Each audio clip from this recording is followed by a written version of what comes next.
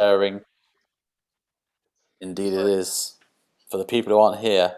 Okay, everybody, just internal recording. But yeah, but as always, it's just us tuning into each other, tuning into Devolution. We're all at different stages of this. Some people have made something and shared it, and it's in the past. Some people have just discovered the project in July. Some people are still sort of thinking about what they like to do. Some people are changing direction to new things. We're just sort of tuning in to where we all are at the moment. So it's really obviously fantastic to meet new Luton artists as part of this. And Ty spent 2 days in the Hat Works and in outside the shop. So Ty, I know you wrote like a review, didn't you, of your experience? Do you want to give us that, and then maybe if there's any questions from anybody or you want to add to it, you can. So over to you, my friend. Over 3 days, I was asked by Tangle Feet to come and review the Devolution house near the HatFactory. Some of the rooms were like being in people's homes. I think you can tell a lot about a person when you step into the living room. You gain so much and can get a good impression from where they position their sofa and how tidy their house is. Don't get me wrong, some mess is good mess, and there was good mess here. Along with this, people had either spoken word pieces or podcasts to explain what they did day to day. I got a sense of the persons and their artistic talents. Other rooms had more structural things. The room with the sound booth for music, the room with the sound booth for music therapy was an interesting idea. Easy for me to say. I think that will help a lot of people in the future with mental health illnesses. I did it myself, and it was quite intense as it was very loud. Another room had speakers made completely out of recycled things they found on the street, encouraging people to go green. One man's rubbish is another man's treasure. Important issues were highlighted, as well as recycling and mental health. There was a video of County Lines, which was very important.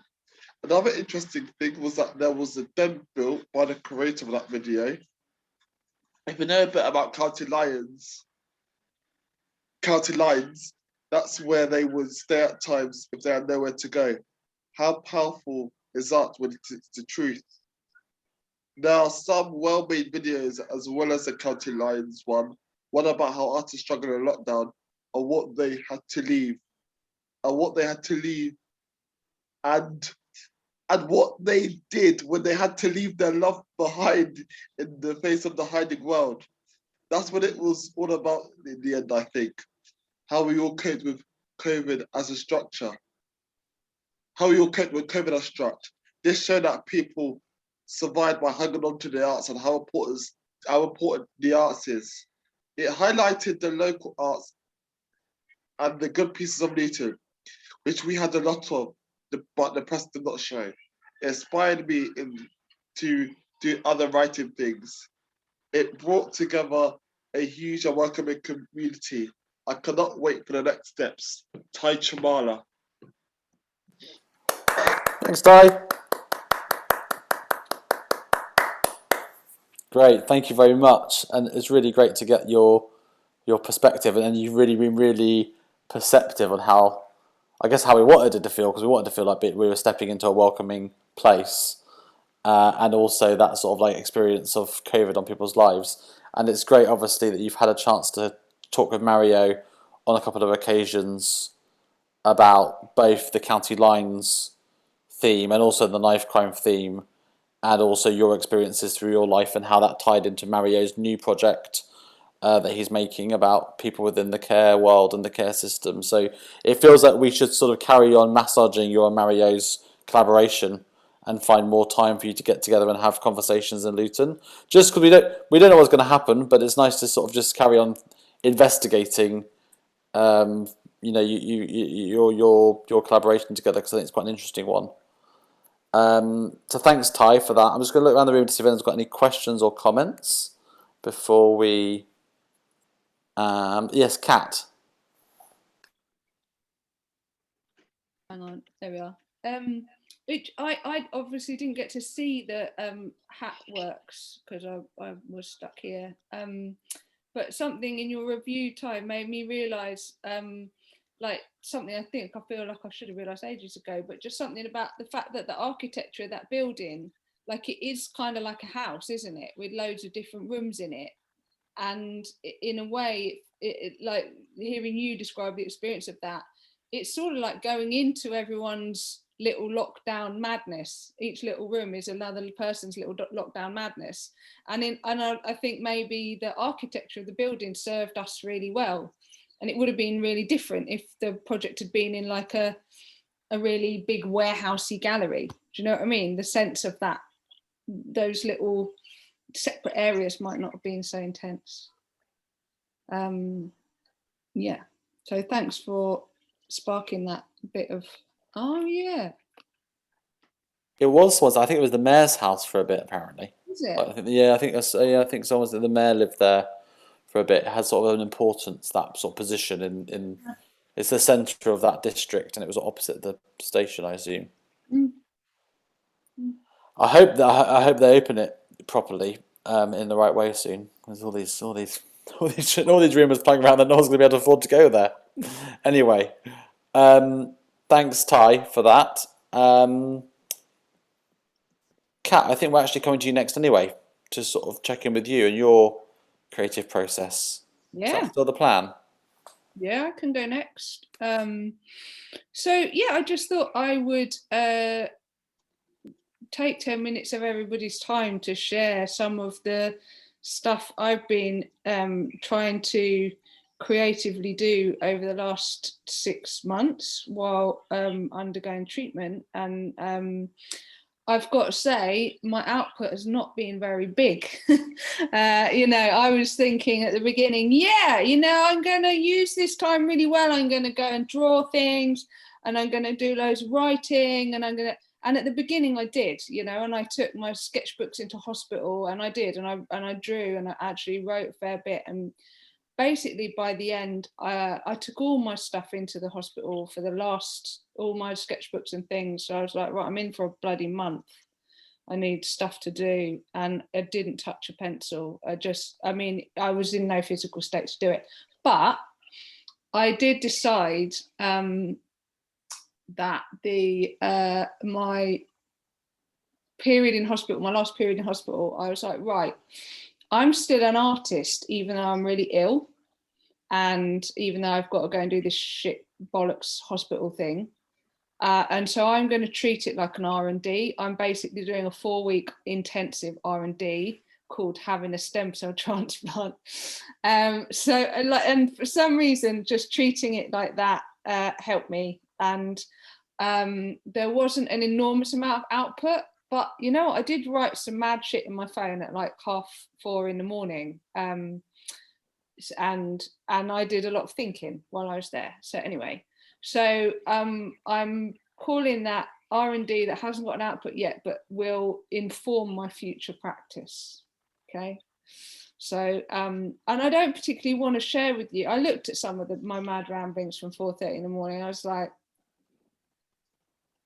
it's just grim. I don't think anyone needs to hear that. So anyway, I thought I'd share with you a couple of bits from earlier on in my journey and talk about that a little bit. And I've asked Katie to help me by reading something. So basically, really early on, I realised that I was like, I've got to just process this creatively because this is mad. And having cancer and being ill and going, having to go through all these chemotherapies, and I had to go every time I went to hospital. I was on my own for like 5-6 days, apart from the nurses, because no visitors, and I was in a room solo by myself. And it did just feel a bit like I was off on this like journey of attrition, like alone in this weird new landscape. And despite the fact that I've had amazing support and I've never felt genuinely lonely, it has felt like a process of being like a lone traveller in a completely alien landscape. And so I started thinking about that, and somehow my subconscious threw up this alter ego who was going to be this lone traveller in this alien landscape, and I called her Lynn FOMO, sort of like this drag alter ego. And so I'm going to share with you my Pinterest board for Lynn FOMO. So I thought this is probably the easiest way, rather than me put it on my screen. If I put the link in the chat, and then you can open it and you can have a look. And then there's this piece of writing that I did about Lynn FOMO that I asked Katie to read, just so that I could hear it. So if it's all right, you can open the pictures, and then when Katie's ready, she can read to you. It's not very long. Yeah. Oh. Lynn FOMO. Lynn FOMO has got no time for any shit. She doesn't know how much time she has left. She is entirely alone in an alien landscape. Lynn FOMO did 6 rounds in the ring, tooth and claw. Lynn FOMO howls at the moon. Lynn FOMO wrangles horses. She drinks bone broth and wears animal skin. Lynn FOMO can stick a needle in you and not flinch. Lynn FOMO has a poisonous serpent in her chest coiled around her vena cava. She surveys the sudden violence which is occurring at a cellular level. Lynn FOMO has seen soldiers being annihilated with flamethrowers and nerve gas on the battlefields. Lynn FOMO has turned her body inside out. Lynn FOMO is eyeliner and fierce shoulder pads. She has wigs that are 3 times the width of her head and twice the height. Lynn FOMO wallows unapologetically in the unbridled and unironic maudlin emotion of country and western songs. She sears fish over flames. She has a direct line into the vein. She's bald as a coot, but has strong eyebrow game. Lynn FOMO gave her hair away to the birds. Lynn FOMO knows the calls of all the different owls. She knows thousands of species of plant and animal. She knows hundreds of 1980s power ballads. She knows the back streets and rat runs of South London. She knows how to find her way from the port to a bar that's open in any city. Lynn FOMO knows what time of day or night it is without a watch. Lynn FOMO has bruised veins instead of tattoos. Lynn FOMO wants to lose her mind in a blitz of alcohol and drugs and a packed crowd of sweating, surging bodies. She takes the mantilla and grieves her past life with furious stamping. She lies motionless in bed for days at a time. Lynn FOMO goes on the rampage. Lynn FOMO will put you out of your misery. Lynn FOMO is a vessel full of hope. Thanks, Katie. Pleasure. Thanks for writing it. I don't know if my mad Pinterest board makes any sense to anyone. I just kind of did a bit of a, I've sort of added to it as I've gone along. And like just sort of all the things that popped up into my subconscious, I've tried to find. So weirdly, all these sort of country and Western references and cowgirl, like I've been going back to all the pretty horses and those novels of like the big American landscapes and those really brutal journeys across them. And also, so you'll notice I've pinned all those pictures of crying Marys, and they're from Seville. Like they're the grieving Mary from Semana Santa, and that was something I felt weirdly connected to. I think because it was around about Easter that I was doing this. They have these widows, they have this Widows' Day as part of Semana Santa, where all the grieving widows come out in their massive costumes and do all this furious stamping. And it's kind of this grief, which is also really angry. And I just felt like that was an emotion that I was invested in.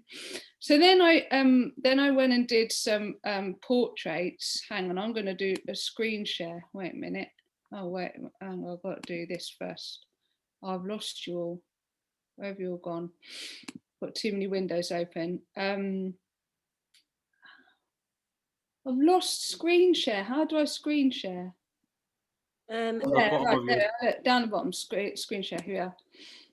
So Yeah, so I'll start with this one. When I dressed up as the Virgin Mary and did my daily injections, which really made me wince, and took photos of myself being miserable, which are all meant to be a bit tongue-in-cheek. They're a bit ridiculous. I really think Sarah has got the face for this, right? One day I want to do a portrait of Sarah being the Virgin Mary crying, because she has got the proper eyebrows that you need, and she can do, see, look, there you are, the face. And then I drew a version of it, and I was, that was kind of a study, which I was hoping at some point to turn into a sort of more polished picture, but I didn't, because I never finish anything. And I just gotta say that those drawings are incredible. Did you do those? yeah. Yeah, they are incredible. Lockdown and kind of getting back into drawing. So, Yeah. Then I got back into self-portrait. So the next one I did was when I was in hospital. I did that one over a couple of days, just like 20 minutes here and there, but kind of thinking more about the sterility of the environment in hospital. And it's just, so yeah, you're not allowed anything like that's growing or alive in your hospital room. You're not allowed plants or flowers or anything, and just this sort of blue, you know, everything's plastic and just sterile. And it's an environment that I really hate, and I associate it now with the toxic chemicals of chemotherapy and really disgusting food that I can't eat and feeling sick. Yeah, so oh, I've lost one. Oh, that was my other really ill head full of veins, feeling really crap picture. But it's kind of cathartic to capture this shit, yeah, you know, when you're feeling like this. So then I started thinking about the landscape that I find myself in, and I can't draw landscapes. So this is just an abstract exercise I did the other day, but it's sort of helping me think about the landscape and what it looks and feels like. And if you go back to the Pinterest board, I started pinning landscapes, and first of all I was thinking it was all kind of like this sort of Death Valley kind of Nevada, you know, these landscapes that have got no vegetation in them, but actually it's even more like bleak than that, I think. That, so, you know, it's a landscape where nothing's growing. The landscape of that you're in when you're in hospital and sort of undergoing during these times of chemotherapy. And a lot of these pictures are of Chernobyl, which is obviously where there's that big nuclear disaster, and everything's just been wiped out, which is kind of, I feel quite connected to in terms of, you know, what I've undergone during my treatment, and they've, you know, they wiped out my bone marrow with a chemotherapy that is made of the same stuff as mustard gas. You know, they completely annihilated my bone marrow and all my blood cells, and then gave me my stem cells back to sort of regenerate it. Yeah, so that, I guess that's why these landscapes that are just sort of like really like poisonous, barren places feel like the landscape that Lynn Fomo's had to inhabit or is inhabiting. And I'll stop screen sharing now. Anyway, stop, there we are. Stop there. So yeah, kind of the next stage for me is all about, I would really like to try and work and start doing some more abstract visual work, to sort of think about those landscapes a bit more. And I've been communicating with Al about that, because Al's found some really great exercises for just getting out of your sort of, because you can see the way I draw, I'm quite like technical and quite, you know, literal. Like I want it to look like what I'm drawing, and I want to get out of that mode entirely and go into like abstract. So that's my next bit of plan. And I managed by some miracle to get a DYCP application in 10 days ago, to try and buy myself a bit of time over the next year to sort of have a bit of time to keep processing this stuff, and also, you know, recalibrate calibrating myself as an artist. And some of that will be looking at recovery and the idea of recovery, and that being and convalescence, and that not being a sort of waste of, and invalids, and that not being in when people are invalid and a bit of a waste of space, and actually it being possibly being a very powerful time where you get new perspectives on the world and you understand things in a different way. So let's see if the Arts Council give me some money, that'd be nice. Yeah, so that's what I've been doing. So there's been a lot of thinking and not a lot of output, but I've showed you a bit of output. Thanks, Kat. Well done. Sarah just wrote in the chat, "You are incredible." And I think that's probably a really good word. Incredible, Kat! Fucking hell, that's amazing. You're still prolific and creating, and that is just so fucking brilliant. So well done, love you. Sorry. Yeah, it is an incredible, like, to be part of that process ourselves, to see that ourselves, and to be letting that feels like a privilege to sort of see artistically your response to what you've been going through, as well as everything else. Is anyone else want to come in with any questions or comments at this point? I'm sort of looking at the room. Mario. Kat, absolutely wonderful. Straight away, your capacity to just fire images and inspire thoughts and process is it's amazing. It made me, some of the images that you put on the Pinterest, and also from what you were describing, it made me think of the Robert Browning poem. I mean, maybe Lee might be able to help. I think it's called Childe Roland to the Dark Tower. I don't know. Have you ever heard of it? I have. Is that not Byron? I think it's Browning. Robert, is it Browning? Brown. Yeah. Sorry. Yeah. Anyway, but it's worth a read. But the way you describe the landscape, and also it has this connotation. There's like things like serpent, like the serpent is in there, and this kind of landscape that this kind of lone traveler is going through, and it just really kind of reminiscent of definitely the kind of the palette kind of that you're talking about, and it kind of really made me think of that, and I thought, I think it's really kind of an interesting kind of avenue. Definitely those Pinterest images definitely have this mixture of like the kind of the Western kind of big landscapes, but the same kind of feeling with that kind of the built up areas and stuff. But I think if you have a chance, have a listen to the poem. I think it's quite a famous one. Yeah, it is Browning. Yeah, and also, do you know Georgia O'Keeffe's landscapes? American painter Georgia O'Keeffe. Oh, I think that's a similar kind of those Western American landscapes are desolate, and she really does abstract all the shapes. It's really worth having a look at her stuff. And there's a woman, one of the original surrealists, who was committed by her family. She's an English woman whose name I can't remember.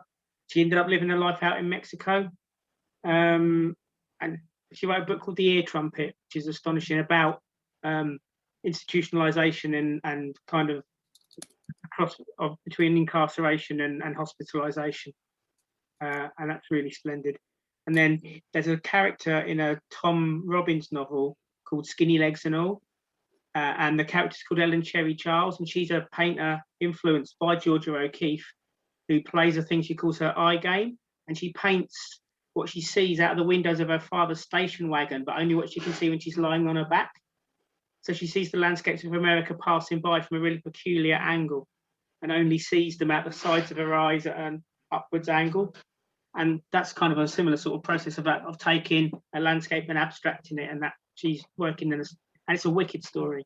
what's that story title again, Lee? It's called Skinny Legs and All, and it's by an American psychedelic author called Tom Robbins, who also wrote Even Cowgirls Get the Blues, which isn't my favourite of his novels, but it's good too.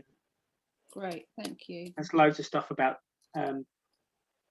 this passage about how the brown paper bag is the only man-made object that doesn't look out of place in nature, and stuff about how.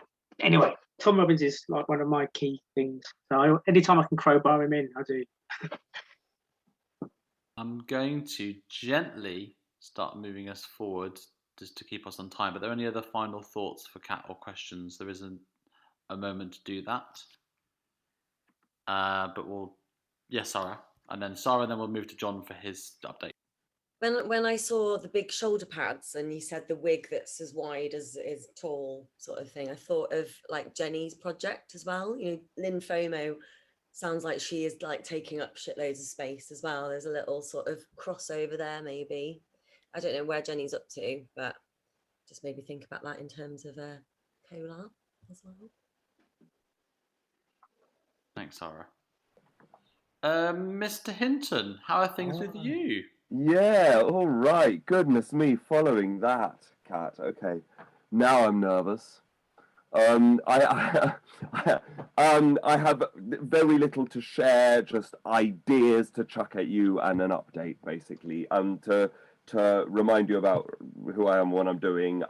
It's this project with my dad as collaborator to use his software he's written that makes crazy experimental music sounds when you dance in front of it.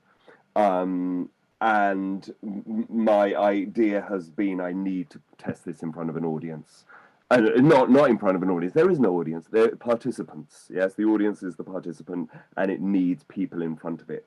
Now, I've been assigned 6 days in this phase by Tangled Feet, and to be honest, I haven't got very far into spending those 6 days, but I do have a plan. So my plan for that, and then I'm going to broaden the picture a little bit. On the 24th of October, I'm performing one of my shows, my new show I created early this year in Brighton at the Comedia, which is a lovely venue that I know well. I've done things there many times, and I've said to them that may I, if I kind of can myself with this work, open half an hour early, set this thing up, and have the audience experience it on their way to come and watch my show, basically. So that will hopefully happen next month, which is fantastic. The mystery question that was hanging in the air from earlier that Nathan and I bounced was that he said that there was going to be possibly something happening in November in Luton that I might also be able to do a similar thing at.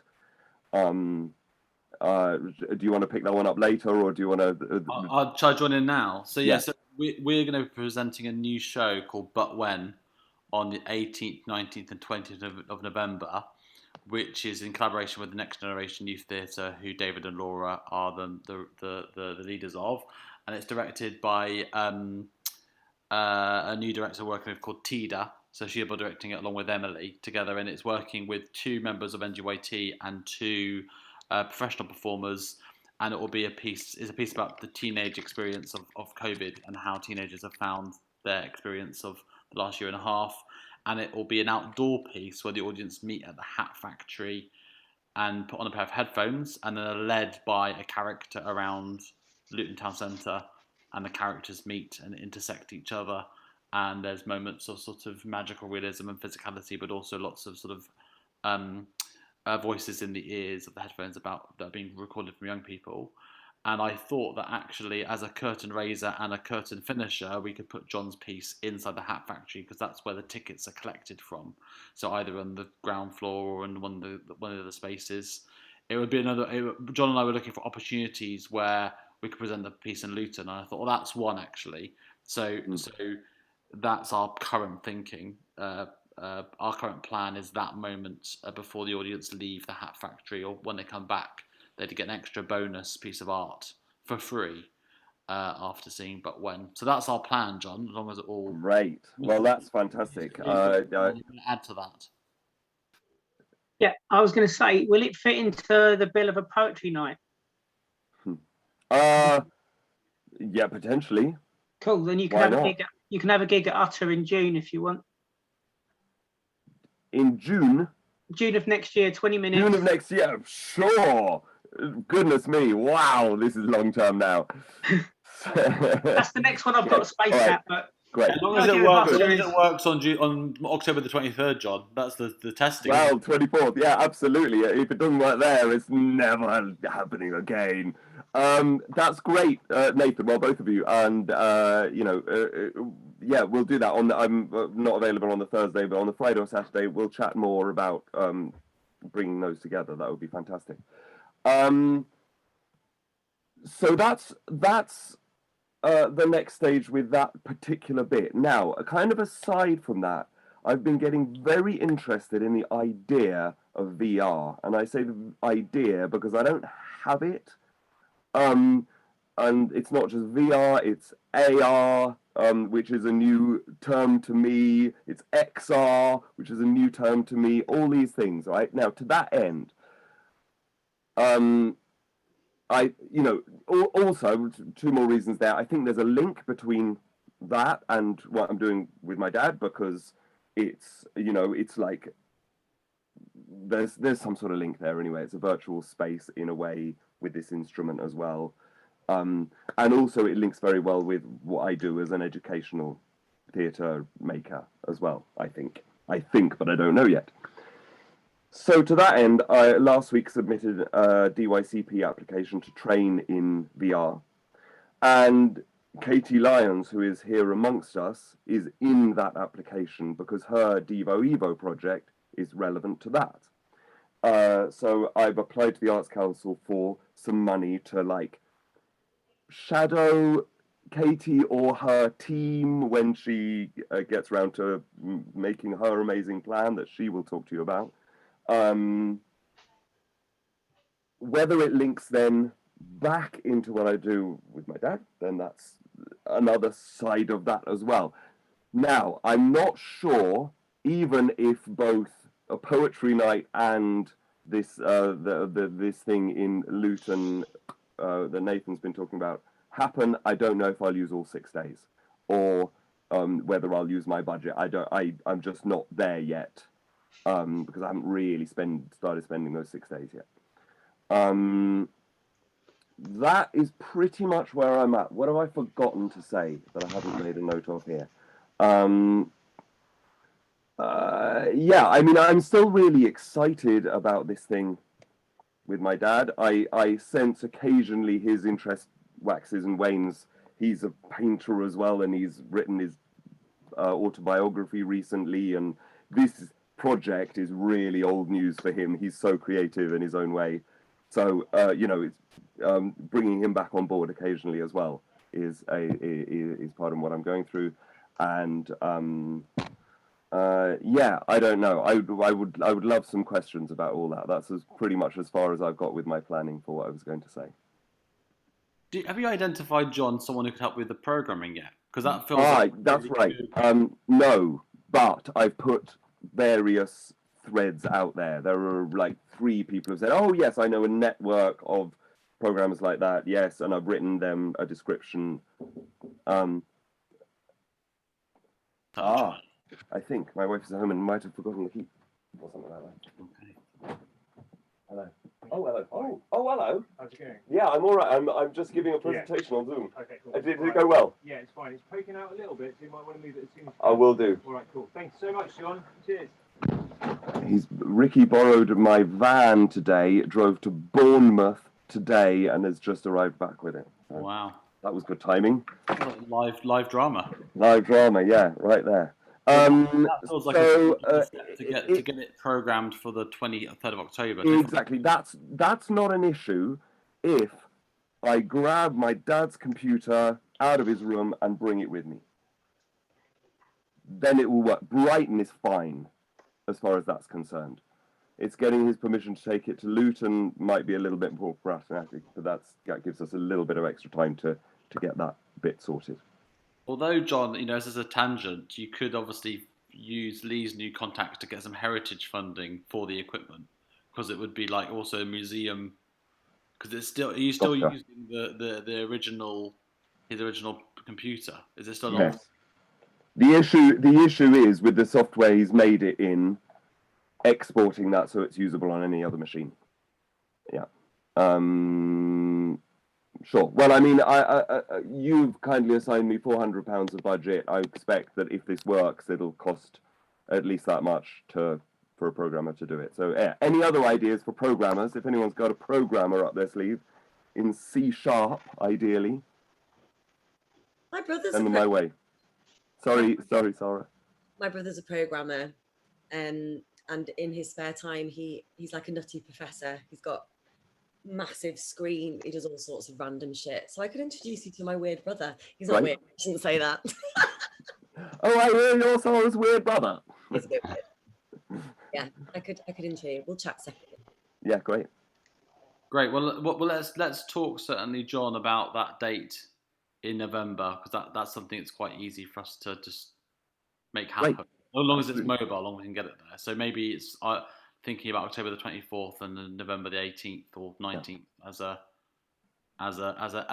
sort of date of destiny. If it had been in Luton, it would have had its own booth and this, that, and the other. But I mean, that's kind of out the window now. It's just it's a really simple setup. So yeah. Maybe a banner.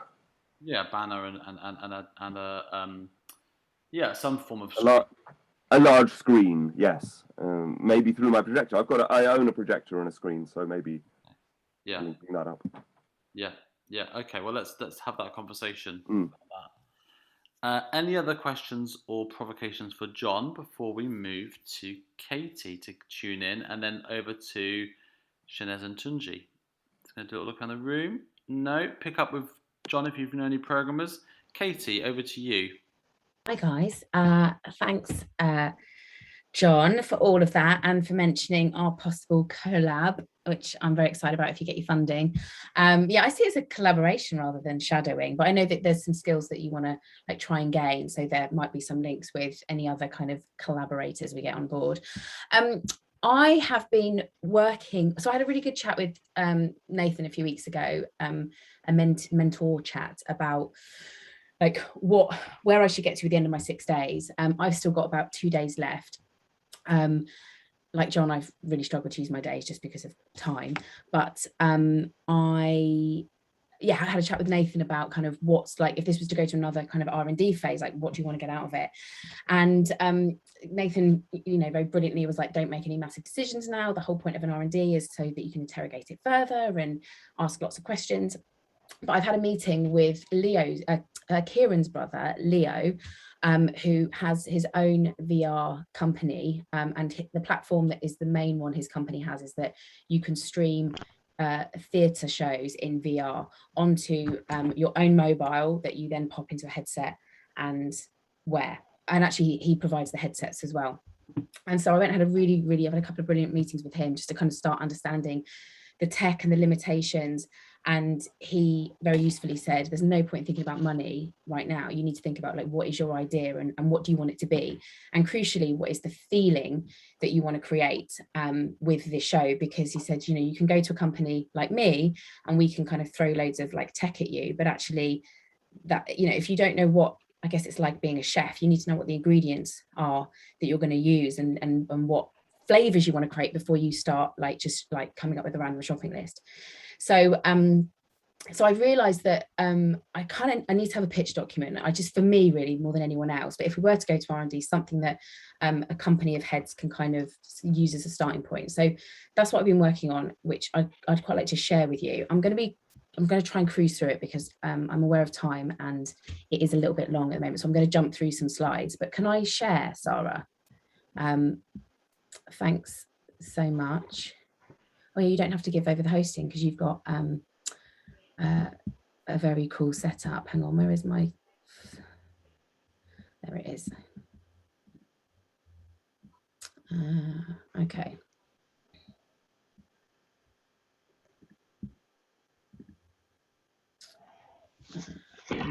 See that? Yeah. Okay, great. So, working title, Stardust. I needed to call it something rather than my VR show about pregnancy loss. Yeah, I came across a quote from Rob, what's his name, Delaney, about the death of his little boy, and him kind of likening.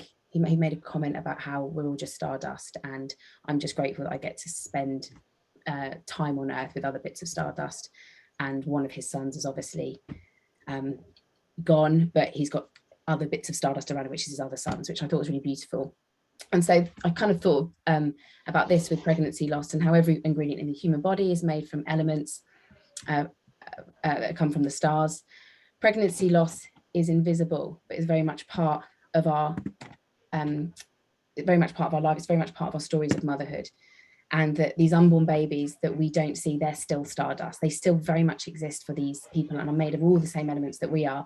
But I guess because they've had no real physical identity, it's difficult for us as a society to place any kind of, connection on that.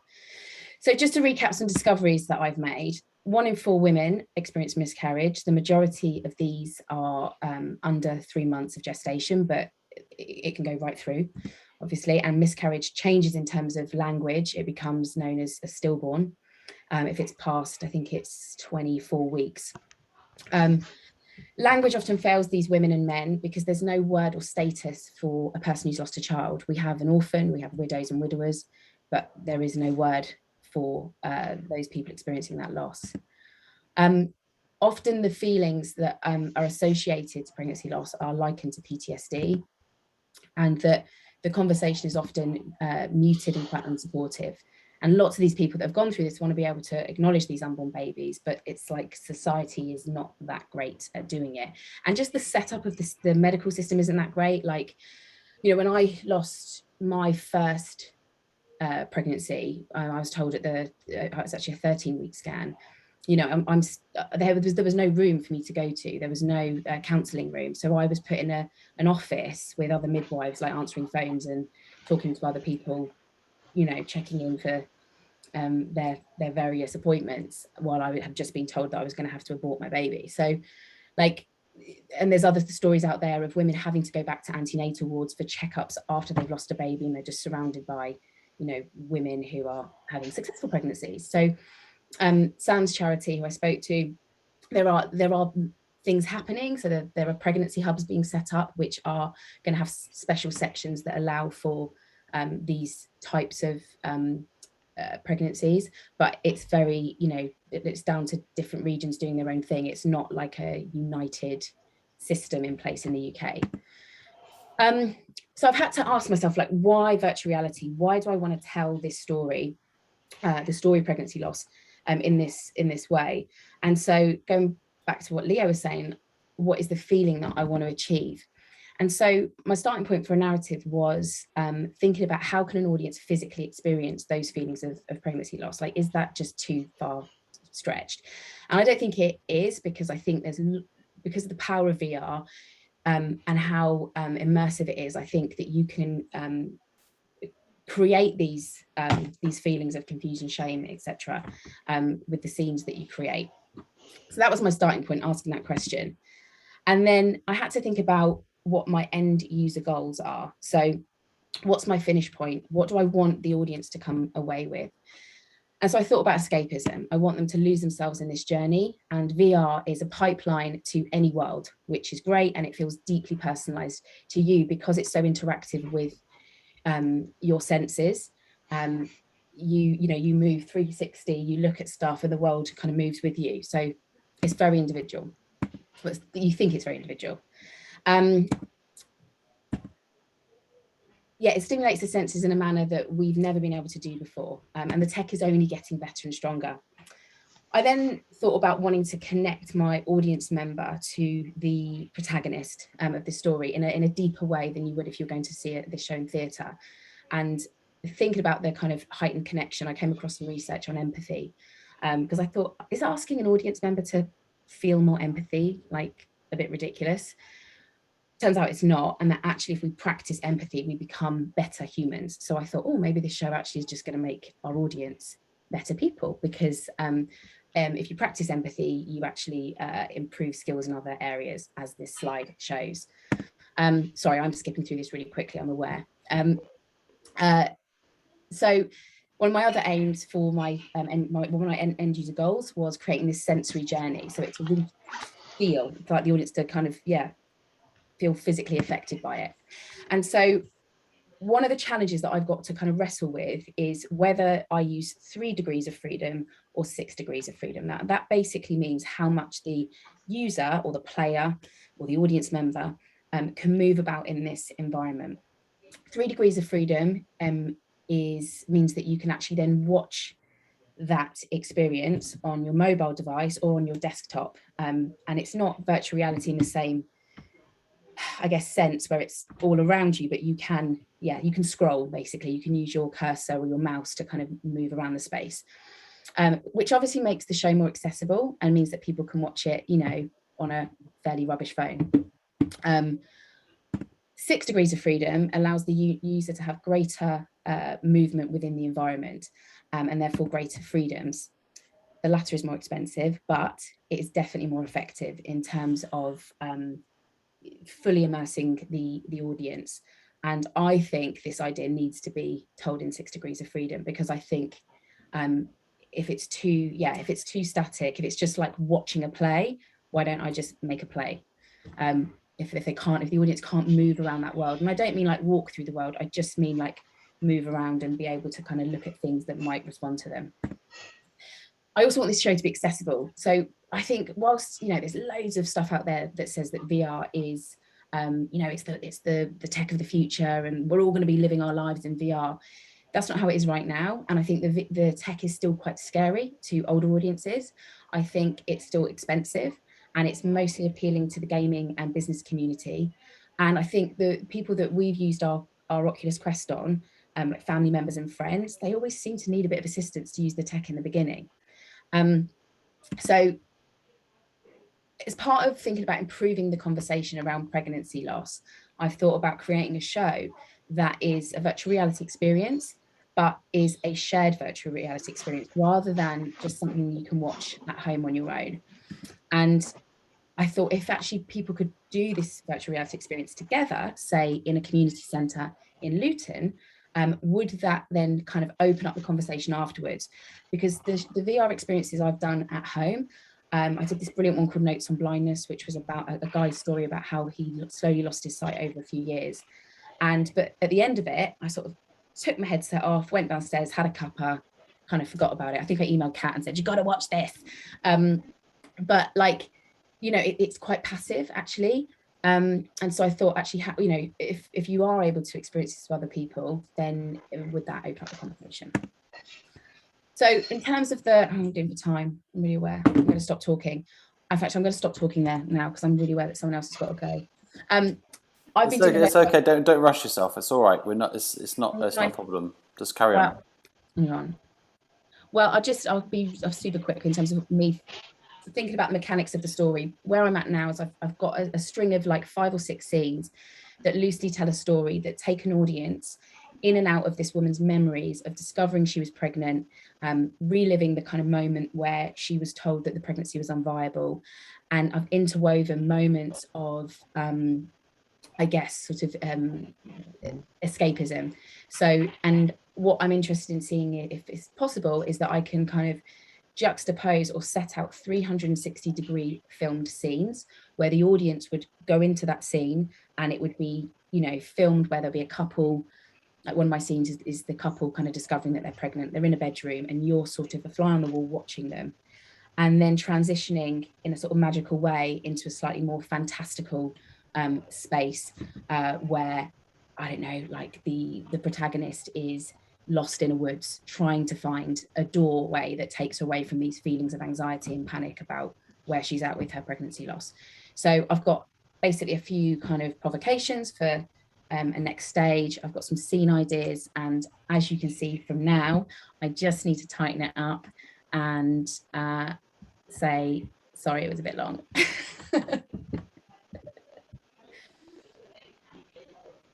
Well done, Katie. It's good though because it takes us through your thinking really clearly. I think that's what's good about having such a thorough document and thorough sort of the journey of why you're doing it seems really clear, and sort of what it's not the VR isn't the gimmick, it's the needed form to immerse yourself in. I've got a question, and then we can throw it around the room for any comments or questions before we move on. But what do you need to happen next, do you think? Like what would you in a perfect world, what would you like to do next? And then Tunji's raised I need to do next. I need to write up I need to tighten up that, and I need to then storyboard using this template. I don't know if you can see because I haven't got my thing on, but this is a storyboard for VR, and this circle shows you essentially like, I guess the room, it's the 360 degrees, and 12 is where the audience member comes in. So that's the point that they see. So I have to work out like what is the action of the scenes. I don't need to like draw it or anything, as in like I don't need to sort of animate it or anything like that, but I just need to go, they walk into this scene and what they see is that, and this happens from it. So then I will have like a loose document, and I'd quite like to use my next 2 days to just write up a couple of scenes and just see what that dialogue, and I can record the woman's dialogue myself if I wanted to just have like an audio file to go with it as well. Because I think if I'm going to try and get some funding, like, or find other partners to collaborate with, I just need to make this document quite emotive as well. Like I think it needs to punch emotionally for people to go, actually, this is a really important story to be told. So I think if I can flavour it with, some charity facts and figures and a bit of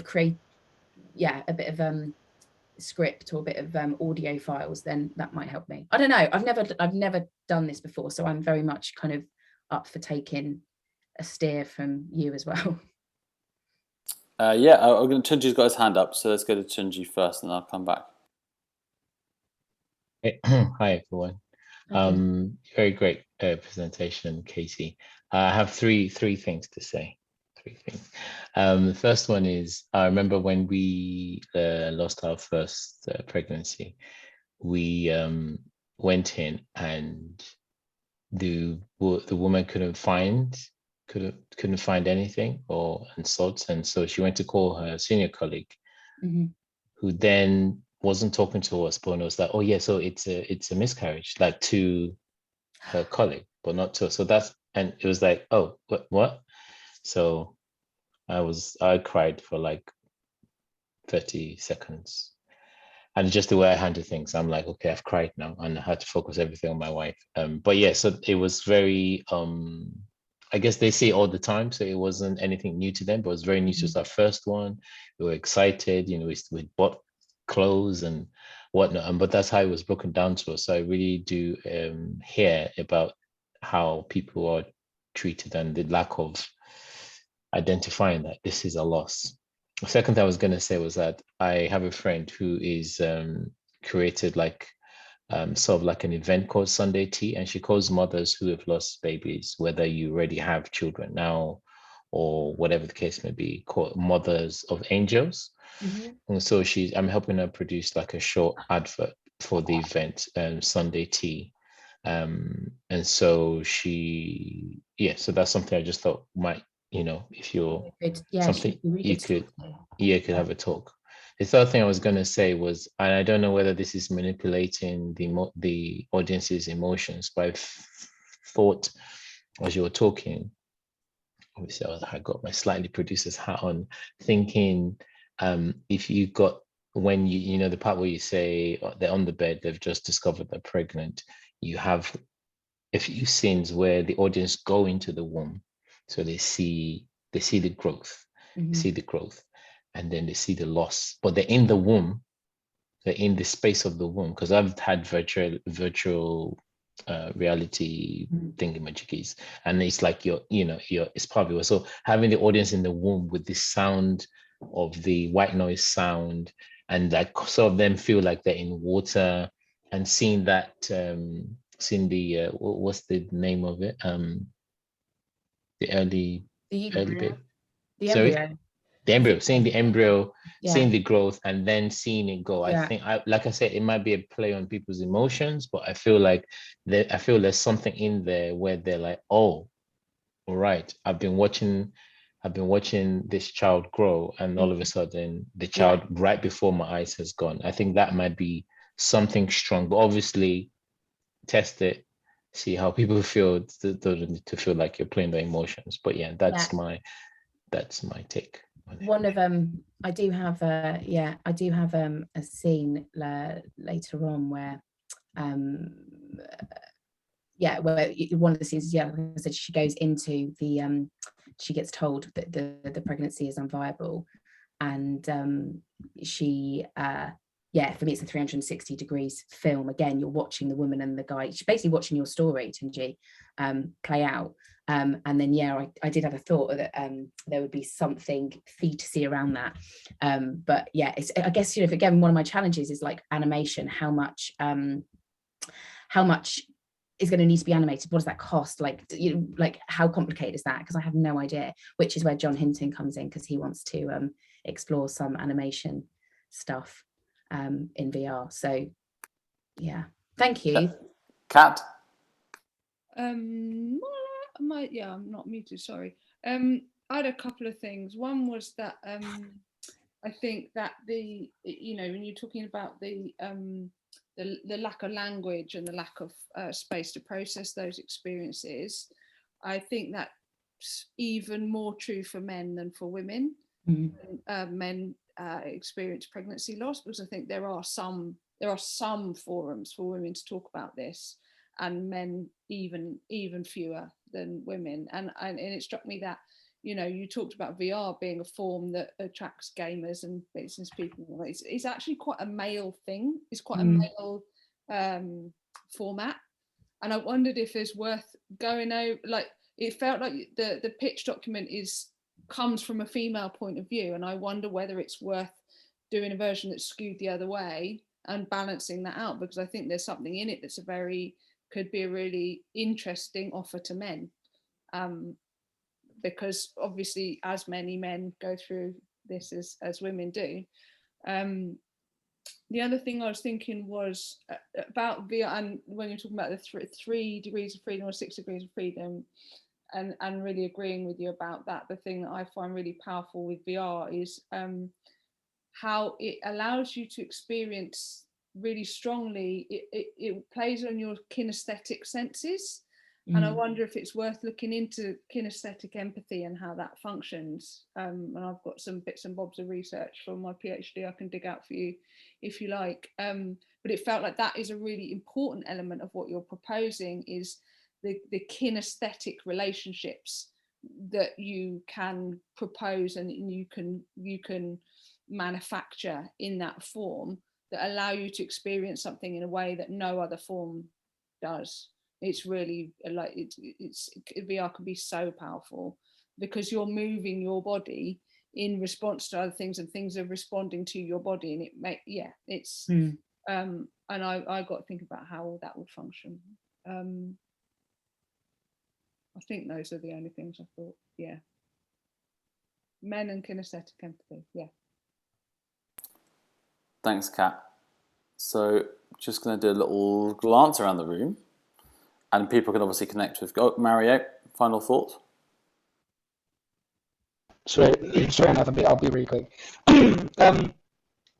Just echoing what Kat said. When me and my wife had our disappointment, it was probably the most isolated I've ever felt from her.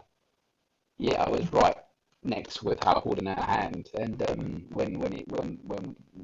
when we found out stuff, and I just thought, wow, that would be having something like this VR kind of apparatus to I suppose show that and exemplify that as a kind of, I don't know, a therapeutic thing as well.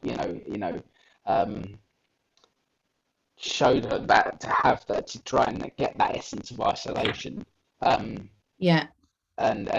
helplessness, probably helplessness as well. I think would be absolutely amazing for guys. Amazing.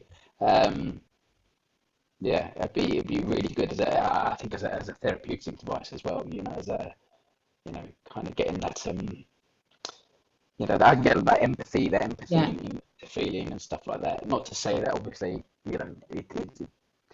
this is something that you could just be gender specific, but you know, that particular feeling, I think, and when I spoke to other people, said that particular feeling it is very, very, very present. Yeah. I realised I forgot to say in the pitch, it is in the longer document, the framing device for the show is the audience open and they put the headset in like a kind of like a half done box room. So it's like it's fairly empty, but it's what would have been the child's nursery. And then slowly kind of bits kind of appear in the nursery. And by the end of the show, which is only about 15 minutes long, it's a fully dressed nursery. And the protagonist is allowed to imagine. She's allowed to imagine what this baby could have been, and she's allowed to let it go. But that sort of sense of suppressing it and, you know, but part of allowing herself to let it go, there's a scene in there where, just to echo what you were saying there, Mario, she feels isolated and she's out on a boat in the middle of nowhere, and her husband is like, well, partner is also on a boat, and they're just, and then the waves come in and then they can't see each other. Again, how do I create that? No idea, but I think that's why I need to kind of have all these ideas and then just go to the tech people and then they can go, can't afford that. You know, but yeah, thank you for that. I'm going to shut up now. I've taken up too much time. No, you haven't at all. It's all good, all good. I maybe just think, Katie, that the last, Sarah's going to quickly come in and she hasn't said anything, so we're going to give her the mic. We're going to do it.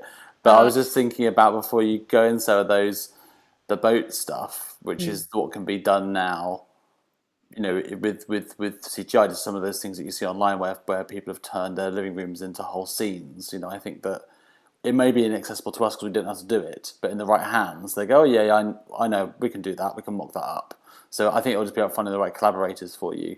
Yeah. And so we're going to pass to Sarah. Guys offered a collaborative arm in the chat, so look for that in a minute to talk about the sound design at some point. Miss Calver. Yeah, well, it just maybe seemed to me, because I think you're talking quite a lot about animation and illustration, that I know that the tech element is really important to find it, but it might also be to find people that can somehow represent the images that are in your head, and then, you know, to enhance that document in a creative way, to kind of sell it as the VR experiences I've done that I've loved have been animation, and they've just been so beautiful and visceral, and I've had that kind of kinesthetic experience. But yeah, maybe also a way just to kind of build it and to understand what it could be, as well as the tech element, but maybe the illustrator or animator is just a way to kind of think about that. So I haven't spent any of my money. Is that something that I could use budget for, to see if I can get an animator illustrator to do some work? Yeah, for sure. Cool, thank you. So thank you very much, everyone. Tunji and Shanez, we're over to you. Sorry, we're running a little bit behind schedule, but we'll hear with how the editing process is going with Pickett, our short film as Devolution. It's so exciting to have all these different bits of art. And then we'll just talk a little bit about future steps before we all pass out into our Thursday evenings. So Tunji and Shanez, over to you. Hi everyone. So Pickett has gone through an interesting journey. As you know, or may not know, we had scheduled dates to shoot, and then COVID happened, and then we postponed, and then it happened. And it's been a road of discovery for me as a producer, in terms of getting the right team. When I was an actor, I'm still an actor, but I remember talking to Nathan a few years ago, and he talked about getting the right team for a theatre show, because you have to spend time with them, you know, for X amount of time, and you want to create a show, you want a healthy show, and that has always stayed with me. So I've always, whenever I'm doing things where it means me gathering people, I always think that. I don't think I hit the jackpot on this time around. I've had a few difficult people. I say a few, maybe just two difficult people. And then also find that as a producer, it's a lonely, it feels like a lonely job, which I don't really mind, but sometimes I'm like, I feel so lonely, because you're the one having to check in with people. People are not really checking in with you in terms of progression of things. So, so you always have to, you know, you're not the boss, you're like the daddy, you know, or the mommy. You're having to check in and making sure everyone's okay. And bless Shanez, she always, when I ask if she's okay, she asks me if I'm okay. So that's been good. I think having Shanez sort of my right hand person. It's been great. But yeah, producers is a lonely gig, especially when people are shouting down at you over the phone because of something. Anyway, I say all that to say that we did get a first rough edit for Picket, but it's, for want of better word, it's not great. It wasn't great. Although it was a rough edit, it wasn't great. And then the conversation about how it can get better is become a conversation of, well, you didn't say this, you didn't say this, you didn't agree. So at this junction, it's being pulled from the editor and everyone else, apart from myself, Melaina and Shanez. And I'm going to find another editor to give us something that we want and something that we envisioned. So we got the first rough edit, as I said, and I spent 2 nights editing a trailer, which you're going to see. It's not long. You can watch it twice before you come back, just so that it sits with you. It's a before you watch it, just let me say it's okay. Sorry, thank you, but don't watch it. Don't go away. it's I love the piece. That's why I hounded Shanez. She would say every other week, I'm like, how are you? What's happening? You got a script? Because I really believed in it. And I think also the reason why you might be saying, oh, if it's a rough edit, let's still see it. I think for me, there's this thing which is unsaid. And I feel like it's a safe space to say this. And I don't feel that you feel that way. But I feel as a Black person in this industry, if you're given a chance, you need to come correct. And so that there's been that niggling pressure on me, even though I know you guys aren't giving me that pressure. But I feel that, if I'm being given X amount of money to do something, it has to be, yeah. So there's that thing. And I don't know if you speak to all your other friends who are of the same hue, would say, it feels as if we have to be 10 times better than everyone else. We can't just turn up and say, oh, I just felt how I felt, that's how I felt. So hence why there's, so we're not trying to be cloak and dagger, or I'm not trying to be cloak and dagger. It's just the fact that it isn't presentable. It isn't what I envisage. It isn't what the team envisage. And so therefore, hence why the trailer. I don't know if Shanez wants to add something before we watch or after we watch, but it's not long at all. You can watch it twice, seriously. I'll add after. Let's watch. Okay. All right. So Tunji, before you go and watch it, we watch it, I want to say something. So it's not about what we've watched, which is just about, I guess the provocation was to try something out that was new and to see what happened.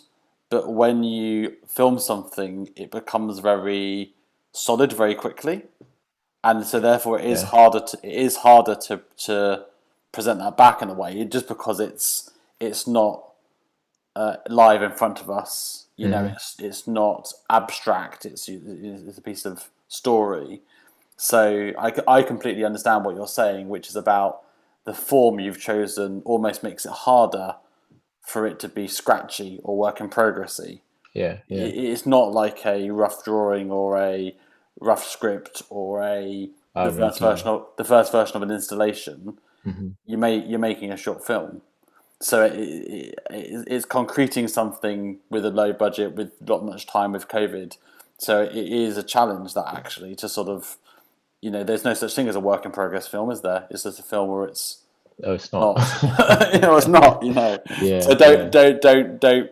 I don't want you and Shanez and Melaina to worry about anything. I know obviously you've got high production values and high standards, but all of this was an experiment, including making this. So, and that's what life's about, isn't it? Finding things out and learning. If we knew it all in the first place, we wouldn't bother turning up to things like this. Sure. So, thank you for sharing it. Should we all go and look at it now? Yeah. Go. Mute yourself while we're there. Press mute on you.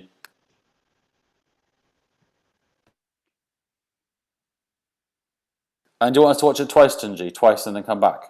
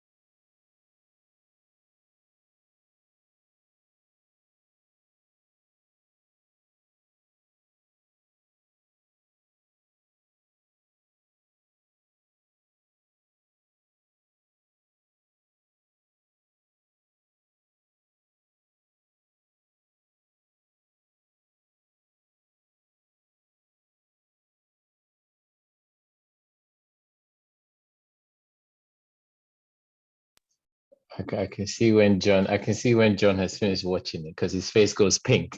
So I know that's the last. I could tell that's the last frame. I was like, oh, he's finished the first time. Oh, he's finished the second time. Right, so there you Great. go. Tunji, well done. I'm going to give you a clap. I'm going to start your clap. Thank you. And Shanez as well. Shanez. And Melaina, if you're watching Melaina. Yeah, great. I mean, it looks fantastic. It looks really, really sharp. It looks really cool. It's really enticing to, you know, who cares how rough it is, but it's really enticing to see it. It's because of the different locations as well. Like, it felt epic in terms of like a film in those different places. So, I mean, it'd be great to think about how we can support you to do the next bit. Like, if there's people we can find in our networks, or if we can find a little bit more budget to just get it over the line, because it would feel wrong to not get it over the line, to not do that final part of it, like for you guys. So maybe we can have a conversation offline about just sort of getting it to its next phase. Now you've got the footage. But I was really excited watching that. I felt really, really excited and thrilled about it as another piece of work of Devo Evo. It felt really different to everything else we've got, and it's like, you know, how did this project just suddenly have a film in it? Any other thoughts and feelings or anything? Shanez, you were going to come in and say something at the end, so do we hear from Shanez and then to Jess? Well, thanks for watching. Yeah, it has been a journey, and it's like you said, Nathan, it's how did we end up with a film? Because it started from, you know, having an umbrella project about hair to then going into this collaboration. And what was interesting for me was writing and just trusting that as well. Because a lot of it, I mean, Tunji did help big time. Like, Shanez, have you wrote it? Yeah, have you wrote it? Come on, this is good. Let's go. And I definitely needed that, because I was like, no, it's not happening. It's not good. But even though we had, you know, our journey with the director and people, it was good to have her vision, because that it was like an addition to what I had wrote, and our vision as well. I think Tunji and Melaina. So yeah, it's when we finished it, it was like like a sigh of relief, because we had such a long journey with it. But I do think it's unfinished, and I would like to see it go to the finish line. So that would be the next thing. But yeah. Thanks, Shanez, and congratulations. Jess. Yeah, I just thought it was amazing, man. That trailer, what? That was sick. And I think because I was there and I saw, like, well, for one of the locations, I was like, I could see all the bits where you were filming, but like that trailer, like, it makes me want to go see it, and so that's the enticingness. So I think defo job well done there. And yeah, it just makes me really want you to finish this even more so, like, and I know what you mean, you want it to be, because it's a film, you want it to be like how you want it to be, and you three stay strong on that, and stay strong in your vision. And defo hope you get the people that will get you there. But yeah, honestly, I just think you should be really proud of that, because it was really, really good. Thank you. Thanks, Jess. I'll pay you later, Jess. So Kat and then Katie. I got proper, like, I mean, I have a weird thing at the moment where I get weird, like, whole body reactions to things. I don't know if it's ever got in my hair, I don't know. But I got, both times I watched it, the gunshot gave me like full body chills. Very, very visceral reaction to it. So you've got something right in that edit, even though it's very, very rough, because that's so powerful, that little moment, that little boom, puncture of that reality. And I also thought it, like, weirdly, watching it, I remember your pitch that you made for it, and I can't remember how you presented it to us, whether it was in writing or you talked it through. But when I watched it, I was like, that is exactly how I imagined it from your pitch document. Like, the aesthetics were how I imagined it, and I don't know why. It's like that. The bar's how I imagine it. Nothing like it feels like the way you've articulated that vision was clearly really strong and really clear at the start, and it's come out in the shots that you've captured and the aesthetic and the feeling. So yeah, it's really clear, you know what you're doing with it and what you're trying to achieve.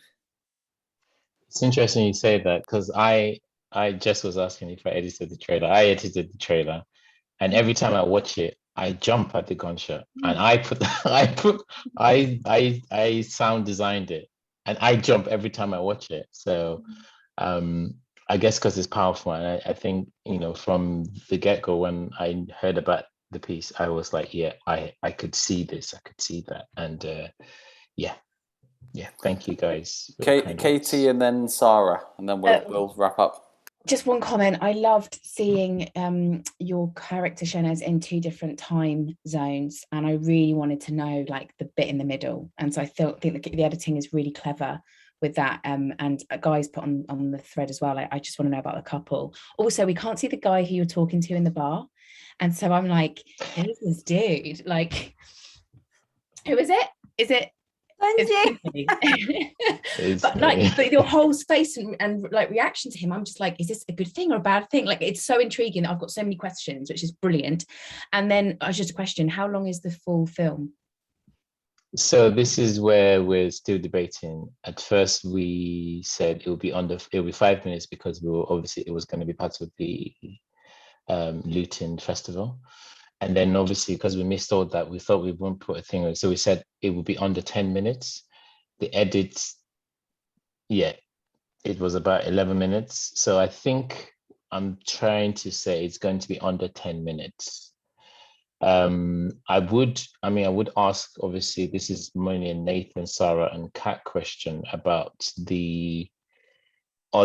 in the beginning, I put all the sort of companies and, you know, arts counts and stuff like that. I just wondered if you wanted me to put that in the final edit at the end. I was going to put those at the end. I put those in the beginning, just there's some of them that wouldn't need to be there at the end because they were related to Luton, and then some of them were useful to be there for Arts Council's purposes and our purposes. But let's talk about that, yeah, for sure. Okay, sure. So yeah, it'll be under 10 minutes, maybe 7 minutes, maybe. Like I think the pace needs to be a bit faster, which is what we realized from the first edit that we got, that it needs to be some things need to be more concise and just so that people are not bored. So yeah. Going across to Sarah for a thought. Just to say that edit was so good, and it just gave a sense of the story, and it didn't give too much away. It was just really intriguing, and just the whole, what's the word? Still Kat's words. The aesthetic is exactly as you pitched it. I totally agree. Oh, thank you. I'm really excited to see it. And I obviously got a sneaky preview because I popped it on YouTube. And I get this weird thing at the moment where I get really emotional, like really quickly, like really sudden wave of like, and I feel like I'm going to cry. And I got that in the little shot, not the little shot, the gunshot moment. Yeah, I don't know if anybody else feels like that. Just quite overwhelmed sometimes by things like dog adverts. It's ridiculous. Anyway, well done. Thank you. Thanks, Sarah. Thank you. Well done. Congratulations. So let's talk offline, Shanez and Tunji. Yeah, another round of applause. Let's chat offline about getting it over the line. You know, so let's talk about what you need to make that happen, because we need to complete that moment for sure. We'll make it happen, Tunji. The finance director has spoken. So what's that? So Mario, he said make it happen. We'll make it happen. All right. Thank you. Thank you. So, final thoughts are Devolution is sort of continuing in its own organic way. There's people still completing projects and sort of collaborating in new ways. There is still people who've got days to do things. So that we'll probably have another one of these catch-ups at some point in October. Just one night to go, where do we get to? We have still got this workshop plan that will be in October and November, where we've got a budget to pay for workshops that you want to have. Could be, you know, more producing, more filmmaking, more script writing, more of everything from welding, which we suggested, welding via Zoom, through to presentation skills, and so send any suggestions to Sarah. She's collating a list, and then Kat and Sarah and me will get together later in the month and just go, okay, what can we make happen?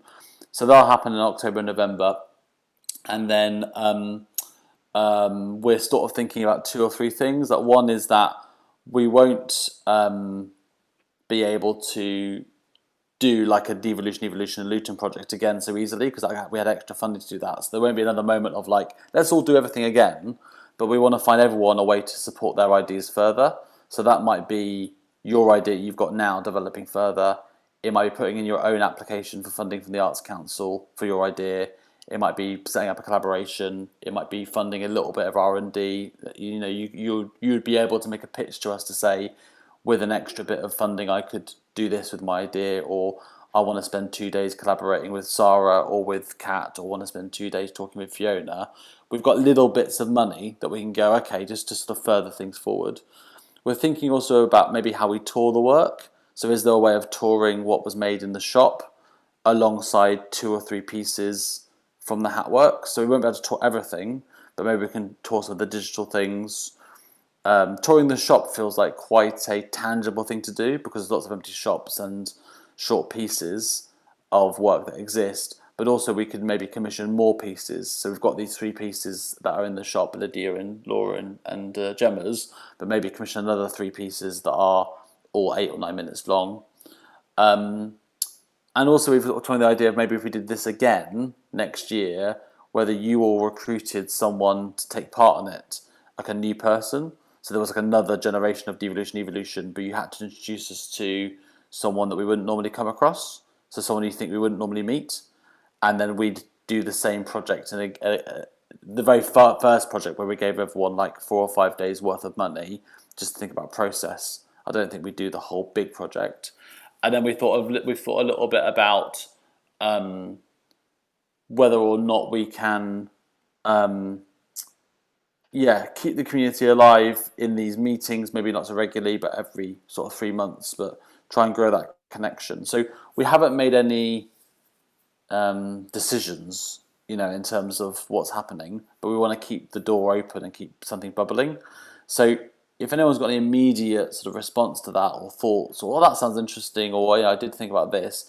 If not, Jess has got a thought, so I'll come to you just shortly. If not, we'll muse on all this, and then we've got our final get-together in October, and also maybe these workshops. But you can always contact Kat and me and Sarah to discuss it.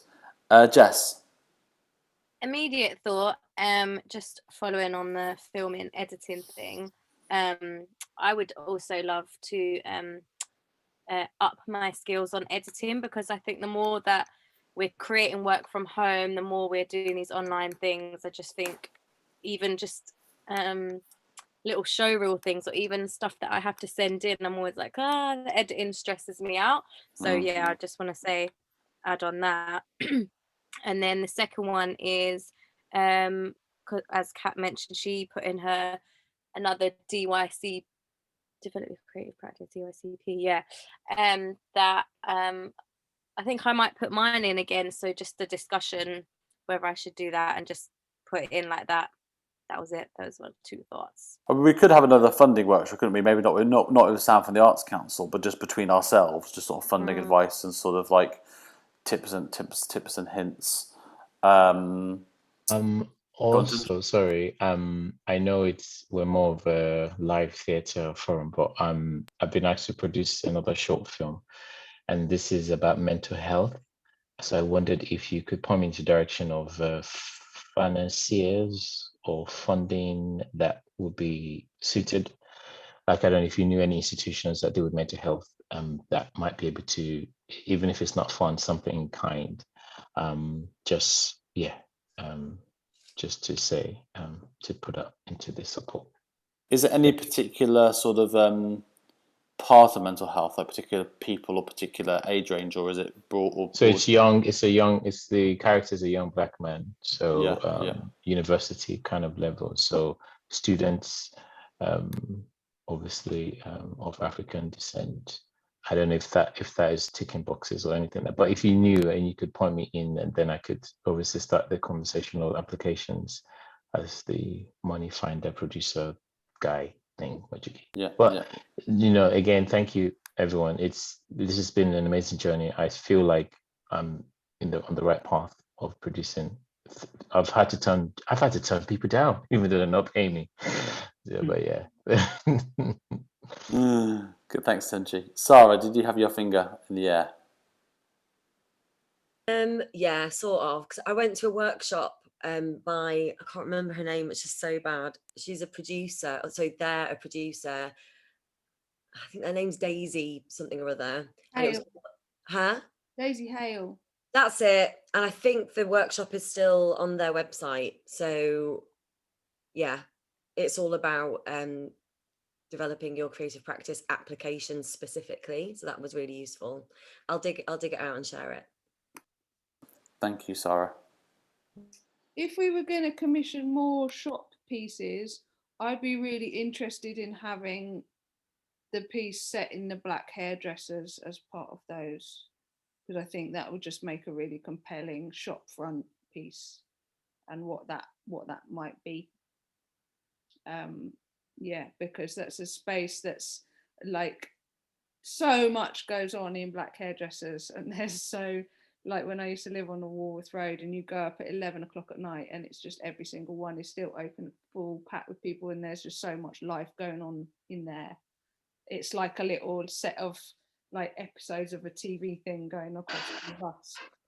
Yeah, anyway, I think there could be something really amazing, a piece set that we do in a shop that's set in a black hairdresser. So I'd be really excited about that.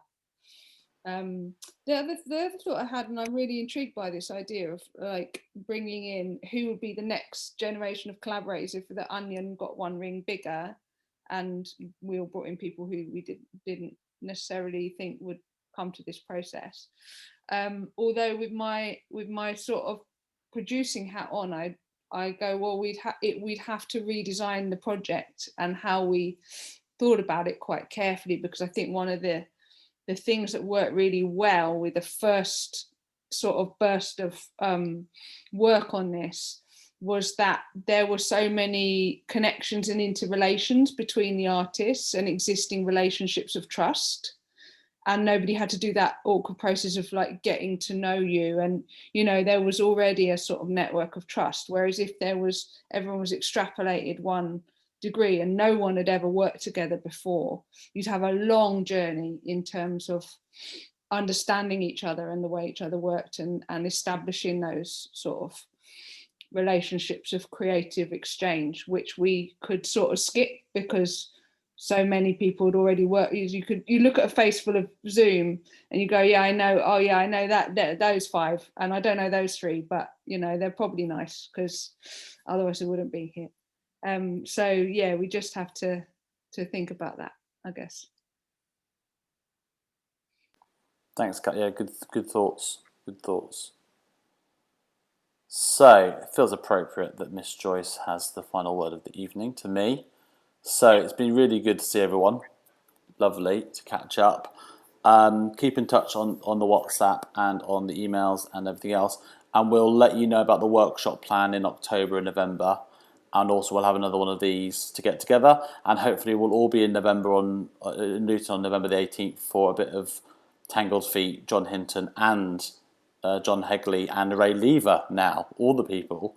So November the 18th could be a good, nice little get together up in Luton for that. Yeah, the So wicked fire in the bear. Yeah, thanks all. Lovely to see everyone. Bye If you want bye. to stay in the after party, just stay on the Zoom. Someone may stay. You never know. It may just be you. I'm gonna end it unless somebody wants it. No, I'm off. 4, 3, 2, 1. Night night. Bye.